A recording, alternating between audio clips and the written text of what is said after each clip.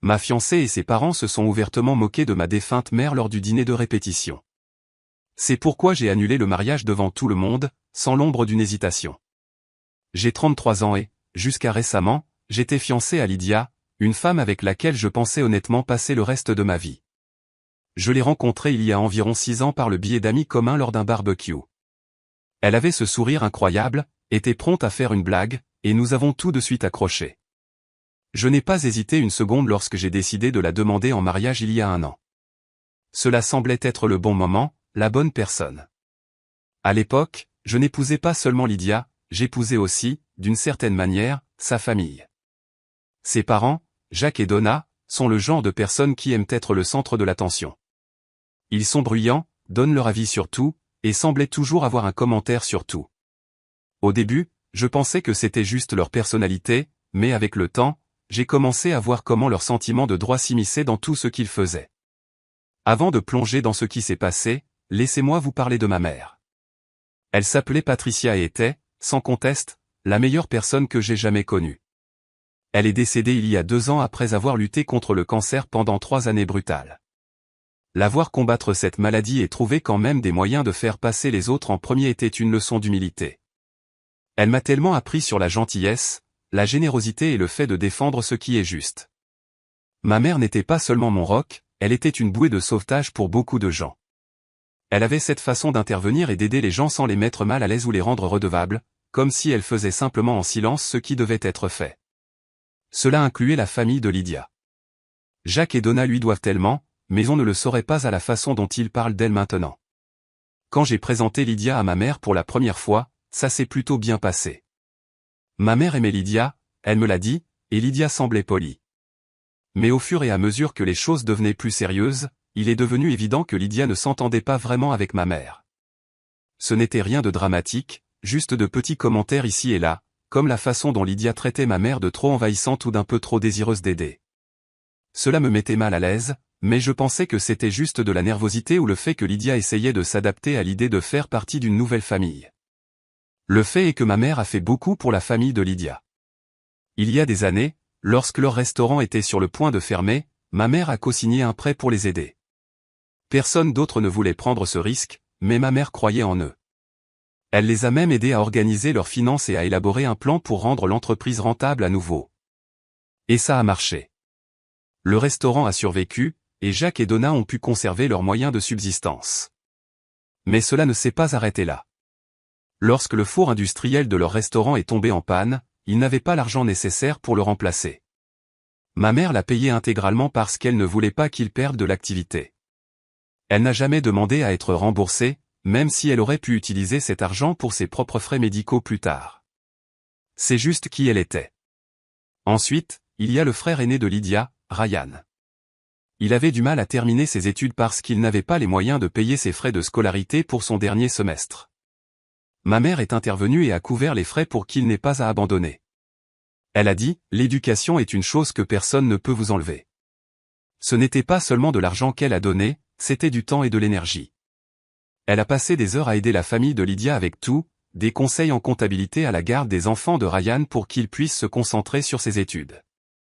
Et laissez-moi vous dire qu'à aucun moment Jacques, Donna ou Ryan ne l'ont remercié correctement. Bien sûr, ils ont dit merci en passant, mais il n'y a jamais eu de véritable reconnaissance de ce qu'elle avait fait pour eux. Ma mère ne s'en souciait pas. Elle n'était pas là pour être reconnue. Elle voulait juste aider les gens. Quand ma mère est décédée, j'étais dévasté. Elle était mon monde, et la perdre, c'était comme si une partie de moi disparaissait à jamais. Lydia était là pour moi pendant le pire, ou du moins c'est ce que je pensais. Avec le recul, j'ai réalisé qu'une grande partie de son soutien consistait davantage à faire le strict minimum. Elle disait des choses comme « Tu dois passer à autre chose, ta mère ne voudrait pas que tu restes bloqué dans le deuil. » Ce qui, oui, était peut-être vrai, mais ce n'était pas réconfortant, c'était plutôt une façon de me renvoyer. À l'approche du mariage, j'ai commencé à remarquer davantage de signaux d'alarme.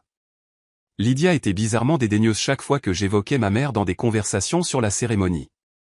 Par exemple, je voulais inclure un petit hommage à ma mère pendant les vœux, et Lydia a juste balayé l'idée en disant « Est-ce que ça ne va pas rendre les gens tristes ?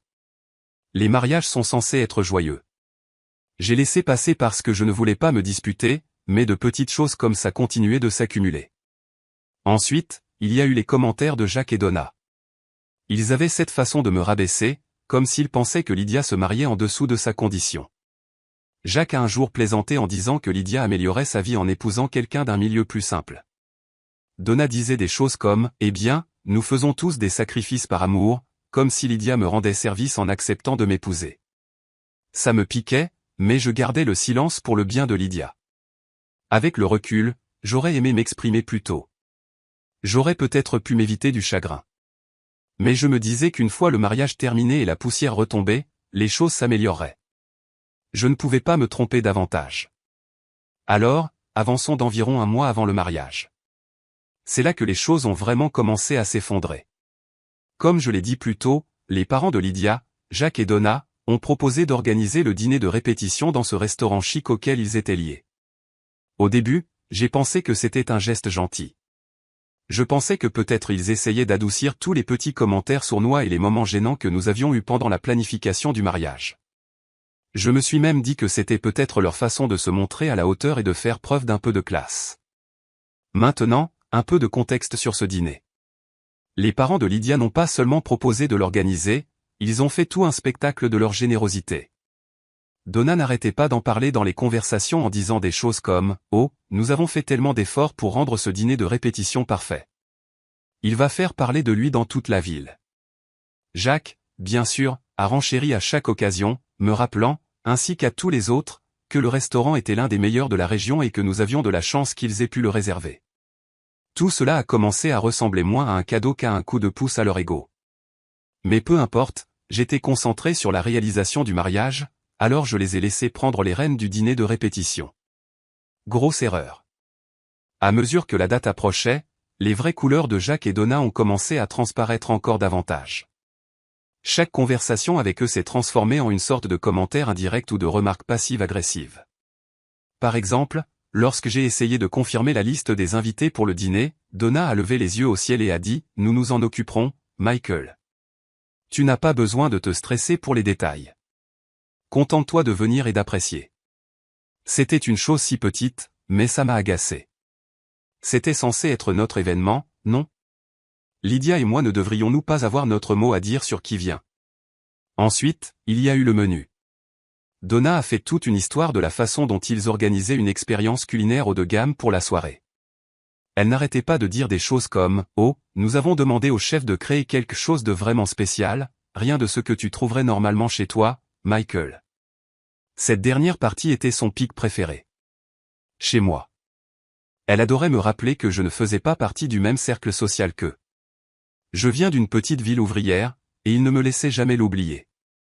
J'essayais de ne pas y prêter attention et de me concentrer sur l'ensemble. Je me disais, ce n'est qu'une soirée. Souris, hoche la tête et passe à travers. Mais même Lydia commençait à agir bizarrement. Elle avait toujours eu cette habitude de se ranger du côté de ses parents, mais dans les semaines précédant le dîner, cela a empiré. Chaque fois que je soulevais une idée ou une inquiétude, elle la balayait d'un revers de la main et disait « Michael, tu en fais trop. Mes parents savent ce qu'ils font. » Le fait est qu'il ne s'agissait pas seulement du dîner. Il s'agissait de la façon dont il me faisait sentir comme un étranger dans ma propre relation. Il me traitait comme si j'avais de la chance d'être dans la pièce, comme si je devais être reconnaissant que Lydia accepte de m'épouser. Et Lydia, elle ne me défendait jamais. Au contraire, elle encourageait cela en riant ou en me rabaissant chaque fois que j'essayais d'en parler. Une semaine avant le dîner, il y a eu cet incident qui aurait dû être un énorme signal d'alarme pour moi. Lydia et moi étions chez ses parents pour finaliser certains détails du mariage. Donna était en mode contrôle total, feuilletant les plans de table et les arrangements floraux comme si elle planifiait un événement royal. À un moment donné, j'ai suggéré de changer les centres de table pour quelque chose de plus simple, quelque chose que ma mère aurait aimé. Donna n'a même pas levé les yeux de son classeur. Elle a juste dit « Oh, Patricia avait des goûts intéressants, n'est-ce pas? Mais c'est le jour de Lydia, gardons les choses modernes, d'accord ?» J'ai figé. C'était une pique si subtile, mais elle m'a frappé de plein fouet. Lydia n'a pas dit un mot. Elle a juste continué à faire défiler son téléphone comme si de rien n'était. J'avais envie de rabaisser Donna tout de suite, mais je ne voulais pas me disputer, alors j'ai ravalé ma fierté et je suis resté silencieux. Avec le recul, je déteste ne pas avoir dit quelque chose. C'est comme si chaque petite insulte et chaque petit affront s'additionnaient, mais je continuais à ne pas y prêter attention parce que je ne voulais pas faire de vagues. Je pensais que je maintenais la paix. Le jour du dîner de répétition est finalement arrivé, et je pouvais déjà sentir la tension dans l'air. Lydia et moi avons conduit jusqu'au restaurant ensemble, et j'ai essayé de tenir une conversation banale pour détendre l'atmosphère. Elle était silencieuse, cependant, faisant défiler son téléphone et répondant à peine. Quand je lui ai demandé si elle était excitée, elle a juste haussé les épaules et a dit « Ce n'est qu'un dîner, Michael. Ne te stresse pas, juste un dîner, n'est-ce pas ?» Quand nous sommes arrivés au restaurant, Jacques et Donna étaient déjà là, agissant comme s'ils étaient chez eux. Jacques se tenait près de l'entrée, serrant la main des invités à leur arrivée, tandis que Donna était occupée à donner des instructions au personnel. Tout cela ressemblait davantage à un événement d'entreprise qu'à une réunion de famille. Le restaurant lui-même était excessivement chic, nappe blanche, lustre, tout le tralala. C'était le genre d'endroit qui crie « Regardez comme nous sommes importants ». Et honnêtement, cela ne faisait que me sentir davantage hors de ma place. Au fur et à mesure que les invités arrivaient, j'ai commencé à remarquer quelque chose d'étrange. La plupart des gens présents étaient du côté de la famille de Lydia. Il y avait peut-être 3 ou 4 personnes de mon côté, mon père, ma sœur et quelques amis proches et parents. Tous les autres étaient soit des parents de Lydia, soit des partenaires commerciaux de ses parents. C'était comme s'ils avaient transformé le dîner de répétition en un événement de réseautage. J'ai pris Lydia à part et je lui ai demandé ce qui se passait. « Pourquoi n'y a-t-il pas plus de membres de ma famille ici ?» ai-je dit. Elle m'a jeté un regard exaspéré et a dit « Michael, ta famille est petite. Mes parents devaient remplir la salle d'une manière ou d'une autre. Ce n'est pas grave. » Ce n'était pas grave. C'était sa réponse à tout. J'ai gardé le silence et je suis retourné me mêler aux autres, mais je ne pouvais pas me défaire du sentiment que ce dîner ne nous concernait pas, mais plutôt Jacques et Donna qui se pavanaient. Ils avaient détourné ce qui était censé être une célébration de notre relation et l'avaient transformé en leur propre spectacle personnel. Après que tout le monde eut mangé, le vrai spectacle a commencé, les discours. Jacques a été le premier à prendre la parole, bien sûr. Il a saisi le micro comme s'il prononçait un discours d'ouverture lors d'une conférence, et non comme s'il parlait du mariage de sa fille. Il s'est éclairci la gorge et a commencé par « Bienvenue à tous. Ce soir, nous célébrons l'union de 2 familles, notre Lydia et, bien sûr, Michael. » Il a prononcé mon nom comme si cela lui laissait un mauvais goût dans la bouche. J'étais assis là, essayant de rester calme, mais chaque mot qui sortait de sa bouche était une insulte à peine voilée. Il a commencé à dire à quel point il était fier de Lydia et de la façon dont elle avait toujours été la star de la famille. Elle a toujours su ce qu'elle voulait dans la vie et elle l'a poursuivi. Et maintenant, elle épouse quelqu'un qui la gardera les pieds sur terre. Il a souri quand il a dit ça, et je jure que quelques personnes ont gloussé. Je l'ai juste regardé, me demandant si j'avais bien entendu. Puis il a lancé cette histoire sur le fait que Lydia a toujours été une personne très performante, même quand elle était enfant, et que c'était une bonne chose qu'elle ait eu leurs conseils pour rester sur la bonne voie. À un moment donné, il a dit, « Vous savez, nous avons toujours enseigné à Lydia à viser haut, et bien que Michael ne soit peut-être pas ce que nous avions envisagé au début. » Il s'est arrêté en laissant la phrase en suspens, comme si elle était censée être drôle. Je pouvais sentir mon père et ma sœur le fixer du regard de l'autre côté de la table. La suivante était Donna. Elle s'est pavanée jusqu'au micro comme si elle était sur le point d'accepter un prix. Son discours a commencé plutôt bien. Elle a dit à quel point elle aimait Lydia et à quel point elle était excitée pour le mariage. Mais ensuite, elle a commencé à faire ses petites piques à mon sujet. Elle a dit que Lydia était la fille parfaite qui méritait le meilleur dans la vie, et a ajouté que c'était une bonne chose qu'elle soit patiente parce qu'elle avait déjà tellement appris à Michael. J'ai failli m'étouffer avec mon eau. Quoi? Qu'est-ce que Lydia m'a appris? À garder le silence pendant que ses parents m'insultent à chaque occasion? Puis Donna s'est tournée vers moi et a dit, « Oh, nous sommes tellement heureux de t'accueillir dans la famille, Michael. Ce sera bien d'avoir enfin quelqu'un qui ne craint pas de se salir les mains, n'est-ce pas ?» Elle a ri, et quelques-uns de ses parents se sont joints à elle. J'ai jeté un coup d'œil à Lydia en espérant qu'elle interviendrait ou qu'elle aurait au moins l'air mal à l'aise, mais elle souriait avec eux. Et juste au moment où je pensais que ça ne pouvait pas être pire, Jacques est remonté au micro. Il a fait teinter son verre et a dit, une dernière chose avant de terminer. Je veux juste souligner que quelqu'un qui n'est plus avec nous, mais qui a joué un rôle important dans la façon dont Michael est aujourd'hui, sa mère, Patricia. Pendant une fraction de seconde, j'ai pensé qu'il allait peut-être dire quelque chose de gentil, mais non. Au lieu de cela, il a dit, Patricia était unique en son genre. Elle avait l'habitude de s'immiscer dans les situations, n'est-ce pas? Elle avait toujours un avis sur la façon dont les choses devaient être faites. Il a ri, et Donna a renchéri, oh, elle avait vraiment des opinions bien arrêtées. Vous vous souvenez de la façon dont elle insistait toujours pour nous aider, même quand nous ne le demandions pas? Je n'en croyais pas mes oreilles. Il parlait de ma mère comme si elle était une voisine curieuse. Jacques n'avait pas terminé. Mais en toute sincérité, a-t-il dit, Patricia était une femme généreuse. Elle nous a beaucoup aidés, parfois trop si je suis honnête.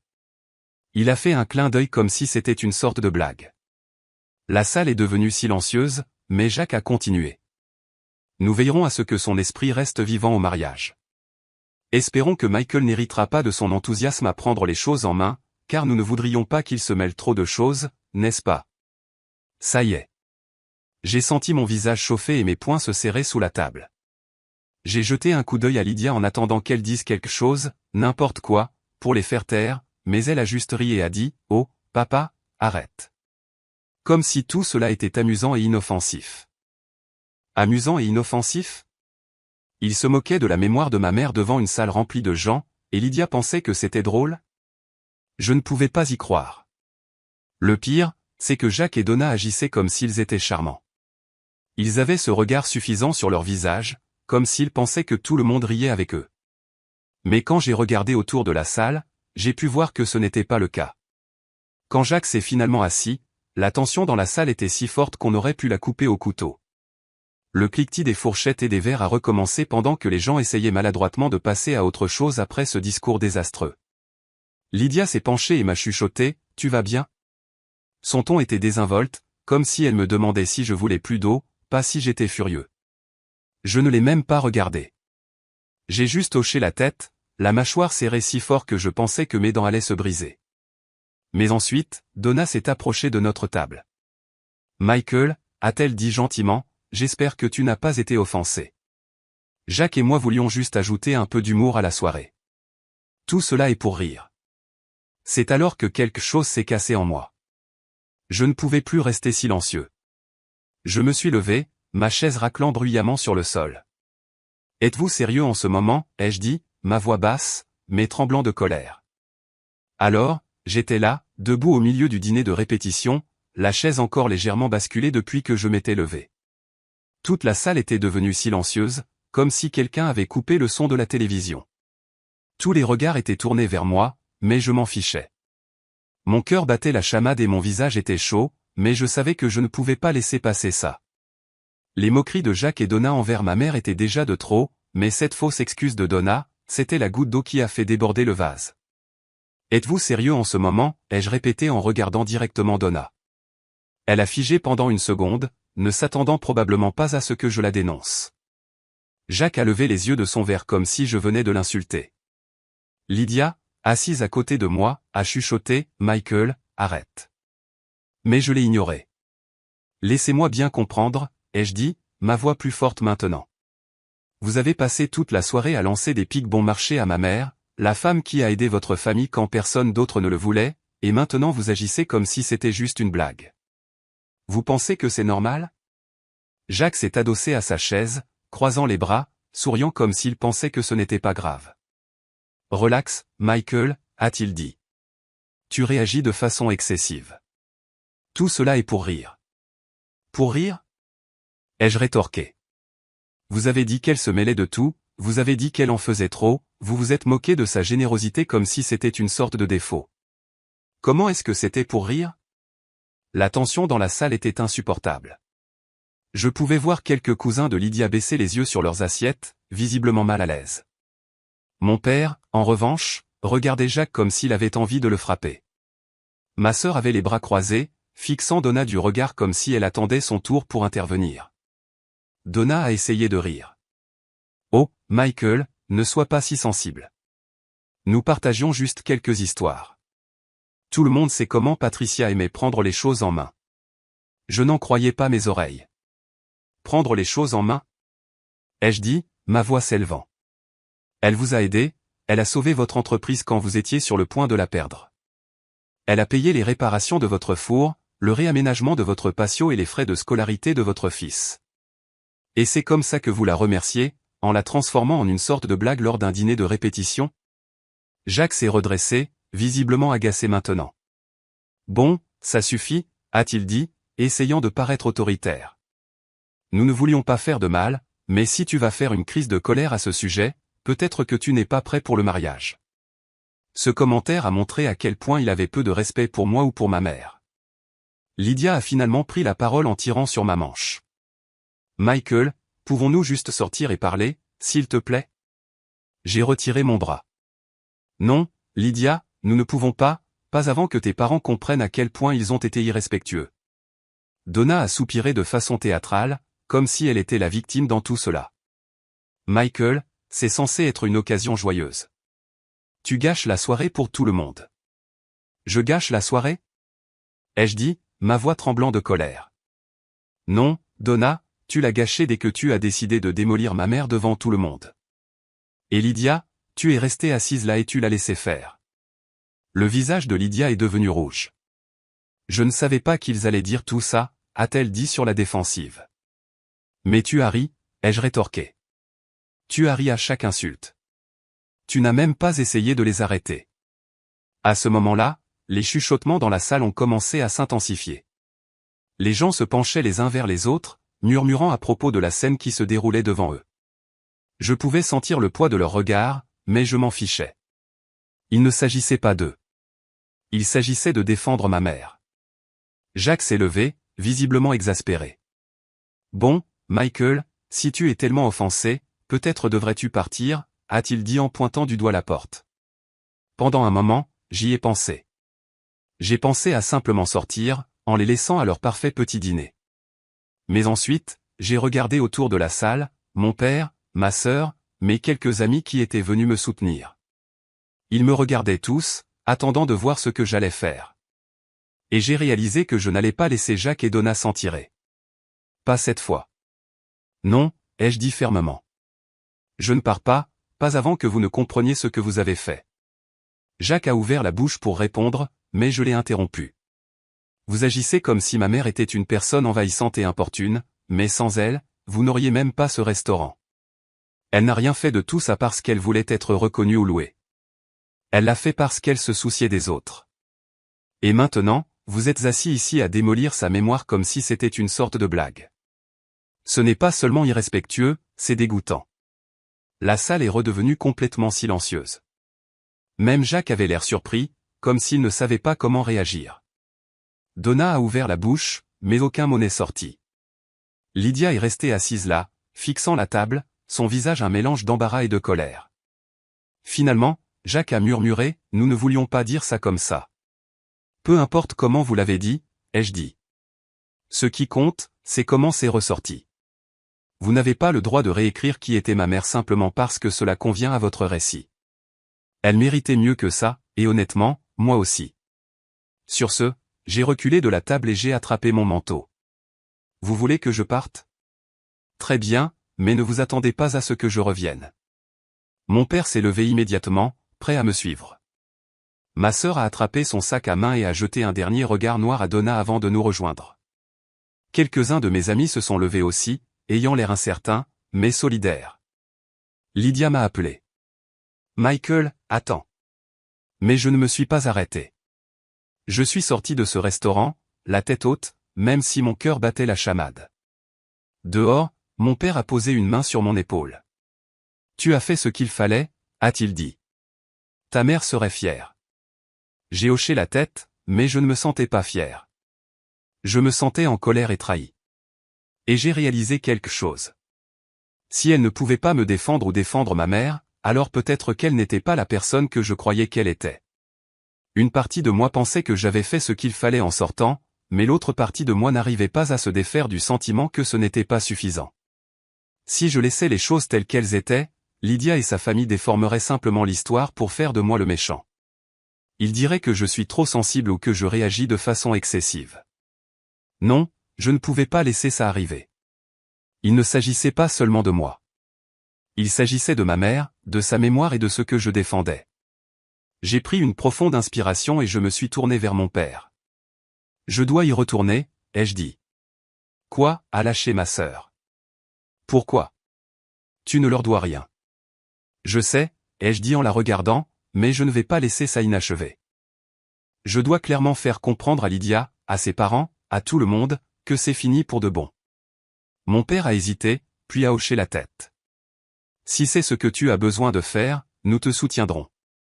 Non, ai-je dit en secouant la tête. C'est quelque chose que je dois faire seul. Ma sœur avait l'air de vouloir discuter, mais elle a retenu sa langue. Je me suis retourné et j'ai marché vers le restaurant. J'avais l'estomac noué, mais mon esprit était clair. Je ne retournais pas là-bas pour faire une scène, je retournais là-bas pour mettre fin à tout une fois pour toutes. Les gens se chuchotaient les uns aux autres, jetant des coups d'œil à la porte pendant que je retournais à l'intérieur. Lydia était toujours assise à la table, le visage pâle et les yeux grands ouverts. Quand elle m'a vu, elle s'est levée. « Michael, a-t-elle dit, qu'est-ce que tu fais ?» J'ai ignoré sa question et je suis allé directement à l'avant de la salle où Jacques et Donna étaient toujours assis, ayant l'air beaucoup trop contents d'eux-mêmes. Jacques a haussé un sourcil quand je me suis approché, ne s'attendant visiblement pas à ce que je revienne.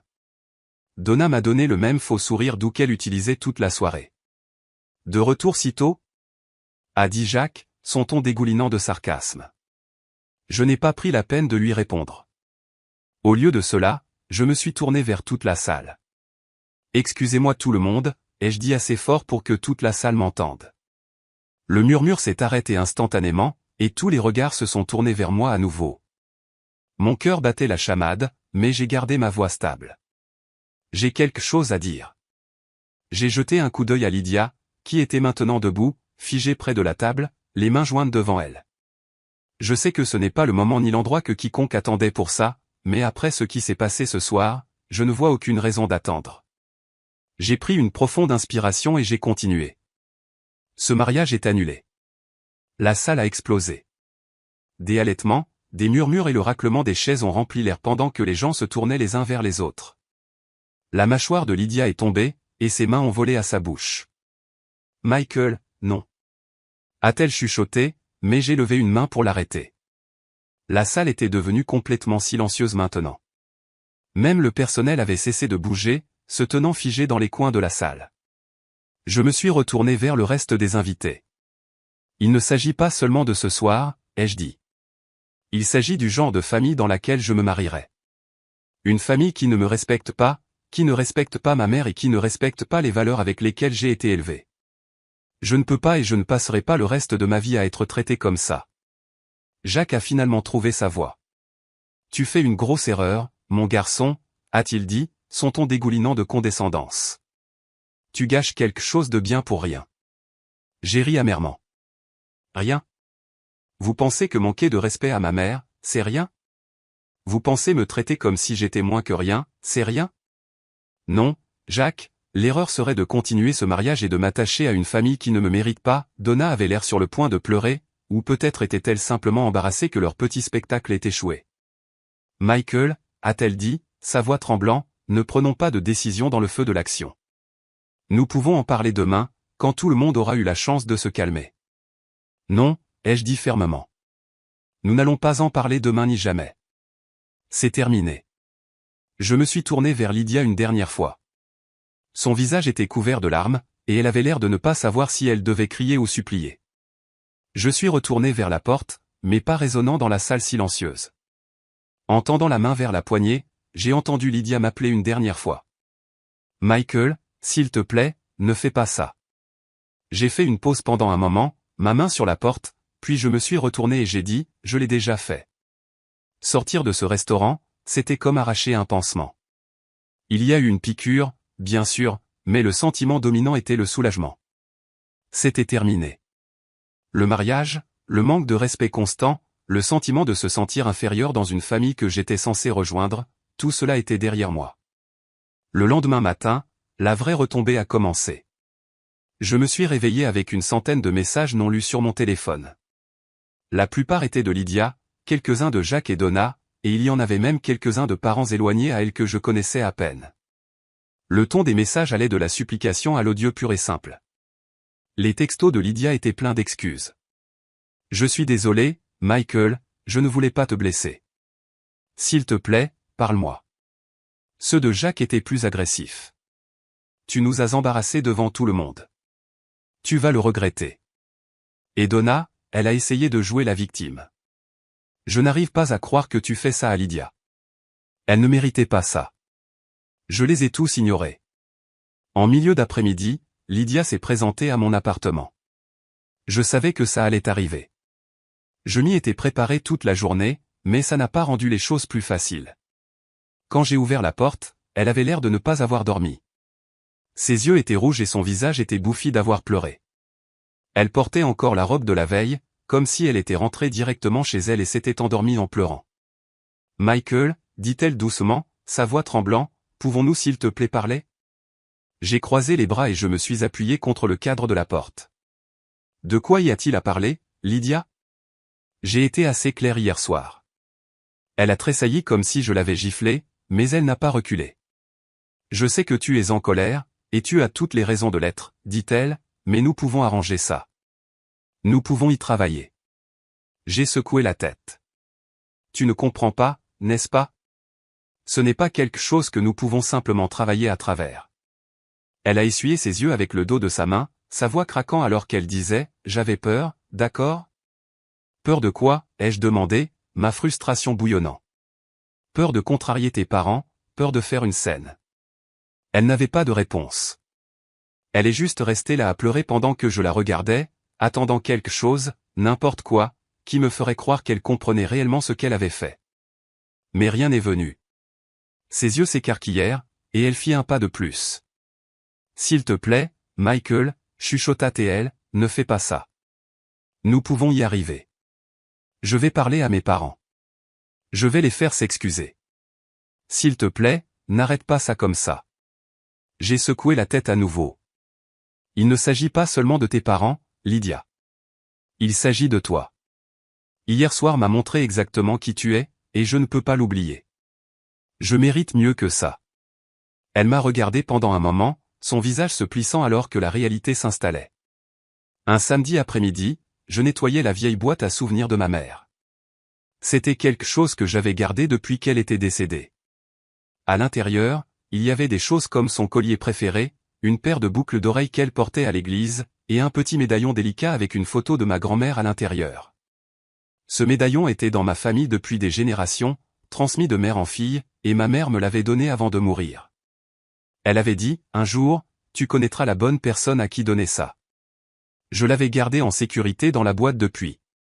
Ce n'était pas seulement un bijou, c'était une partie d'elle, de notre histoire familiale.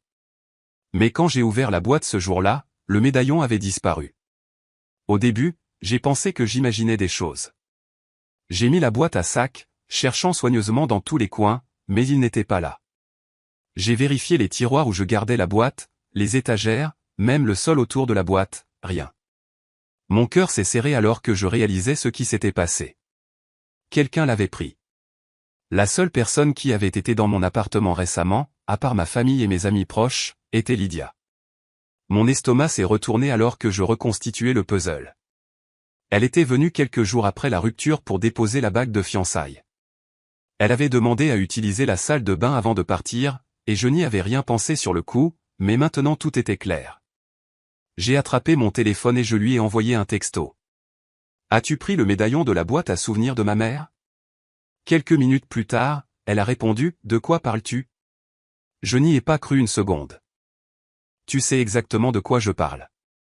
Le médaillon que ma mère m'a laissé. Il a disparu. Tu es la seule personne qui a été dans mon appartement récemment. Est-ce que tu l'as pris? Elle n'a pas répondu tout de suite, mais quand elle l'a fait, son message a fait bouillir mon sang. Je l'ai emprunté parce que je voulais garder un morceau d'elle avec moi. J'ai pensé que ça m'aiderait à me sentir plus proche de toi. Emprunté? Elle l'a emprunté sans demander, sans même me le dire. Je n'en revenais pas de l'audace. Je l'ai appelée immédiatement. Quand elle a répondu, elle avait l'air sur la défensive, comme si c'était elle la victime dans tout ça. Michael, ce n'est pas grave, dit-elle. J'allais te le rendre. Ce n'est pas grave? ai-je rétorqué. Ce médaillon est dans ma famille depuis des générations. Ce n'est pas un simple bibelot que tu peux juste prendre parce que tu en as envie.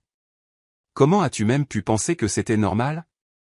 Je voulais juste me sentir connecté à toi, dit-elle, sa voix tremblant comme si elle essayait de jouer la carte de la sympathie. Je ne pensais pas que tu le remarquerais. Bien sûr que je le remarquerais, ai-je crié. C'est celui de ma mère. Et le fait que tu n'aies même pas pensé à me le demander en premier rang ça encore pire. Elle a commencé à pleurer à ce moment-là, mais je n'étais pas d'humeur à la consoler. Où est-il, ai-je exigé. Il est chez mes parents, a-t-elle admis en sanglotant. Je ne voulais pas le perdre, alors je l'ai laissé là-bas en sécurité.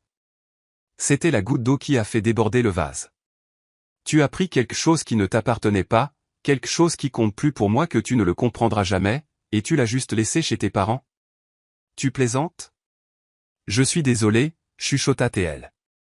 Désolé ne suffit pas, ai-je dit, ma voix froide. Je viens le chercher maintenant. 1 heure plus tard, je me garais devant la maison de Jacques et Donna. Ma colère n'avait fait que croître pendant le trajet, et au moment où j'ai frappé à la porte, j'étais prêt à exploser. Donna a ouvert la porte, son faux sourire doux s'estompant quand elle a vu le regard sur mon visage. Michael, dit-elle prudemment, qu'est-ce que tu fais ici? Je suis là pour récupérer le médaillon de ma mère, ai-je dit carrément. Lydia m'a dit qu'il était ici. Le visage de Donna s'est transformé en un mélange de confusion et d'agacement. Lydia a pris un médaillon? Pourquoi? J'ai interrompu. Elle a plissé les yeux, mais elle s'est écartée pour me laisser entrer. Quelques minutes plus tard, Lydia est descendue tenant le médaillon dans sa main. Ses yeux étaient rouges et son visage était bouffi, mais je m'en fichais. Tout ce que je voyais, c'était le médaillon qui pendait à ses doigts comme si ce n'était rien. Le voilà, dit-elle en me le tendant. Je l'ai arraché de sa main et je l'ai inspecté, m'assurant que c'était le même. Quand j'ai été satisfait, je l'ai fourré dans ma poche et je me suis tourné pour partir. Oh, Michael, attends, dit-elle, sa voix désespérée. S'il te plaît, je ne voulais pas te contrarier. J'essayais juste de le protéger. Tu l'as volé, ai-je dit en l'interrompant. Tu me l'as volé, Lydia, à moi. Volé à ma mère, comme si ce que tu avais déjà fait ne suffisait pas, son visage s'est plissé, et elle a recommencé à pleurer, mais je ne me suis pas arrêté. Je suis sorti en claquant la porte derrière moi. Dans les jours qui ont suivi, j'ai bloqué son numéro, supprimé ses messages et coupé toutes les façons possibles pour elle de me contacter. J'en avais fini avec elle, sa famille, et tout le drame qu'ils avaient apporté dans ma vie. Annuler le mariage avait été difficile, mais ça, c'était le dernier clou dans le cercueil. Et aussi fatigant que ce soit, c'était aussi comme une clôture. J'avais tenu bon pour moi-même, pour ma mère et pour les valeurs qu'elle m'avait inculquées. Je savais que j'avais fait le bon choix, et pour la première fois depuis longtemps, je me sentais en paix.